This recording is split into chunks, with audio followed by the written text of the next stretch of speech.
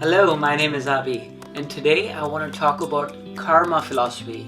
I had a question from someone in my yoga class, in my meditation class, and they asked me, if I am the universe, the spirit, Aham Brahmasmi, then does the karma philosophy apply on the spirit?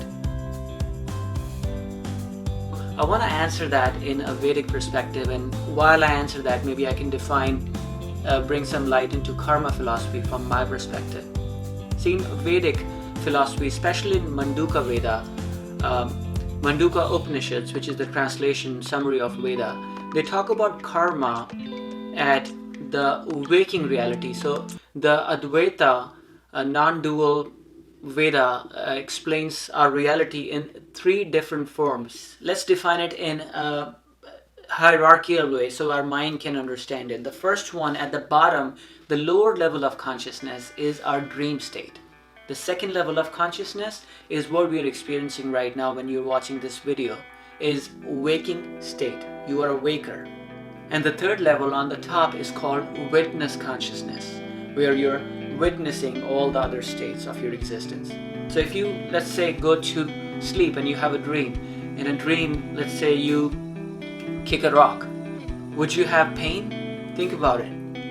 Yeah, you will have pain, and you might even say ouch in your dream, because you'll hurt your dream, the astral body. Now, does it affect you, that pains, when you wake up? No, it's not there anymore.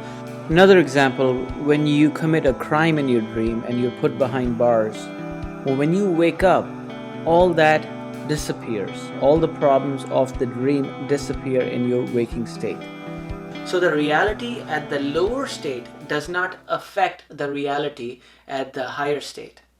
So anything happens in dreams doesn't affect what happens in the higher state, which is the waking consciousness.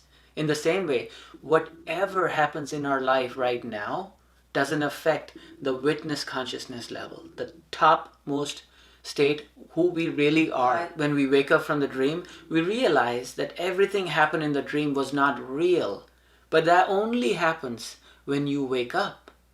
In the same way, through enlightenment, through meditation, through different practices, we might be able to wake up to a higher reality, the witness consciousness. And from that level, nothing that happens in our outside world can affect that reality.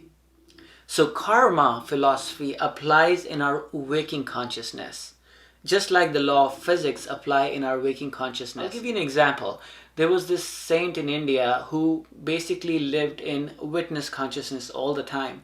And the student of this saint questioned him, challenged him. He says, if you are the witness awareness, can you just put your hand in the fire? Would it be burned?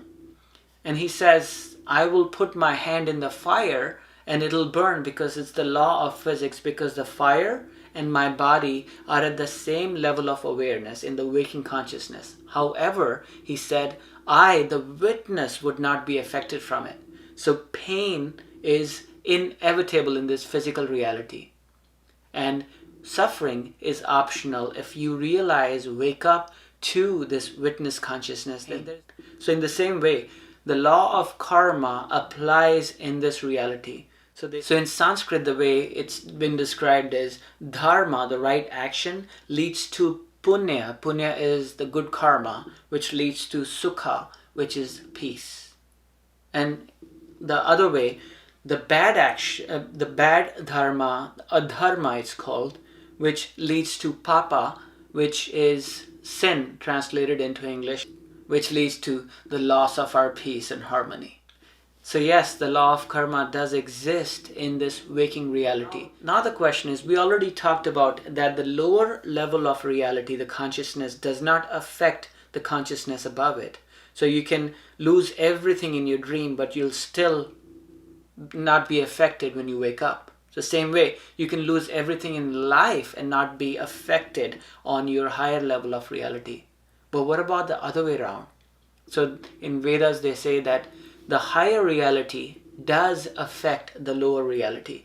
So whatever happens in my conscious waking state does affect my dreams.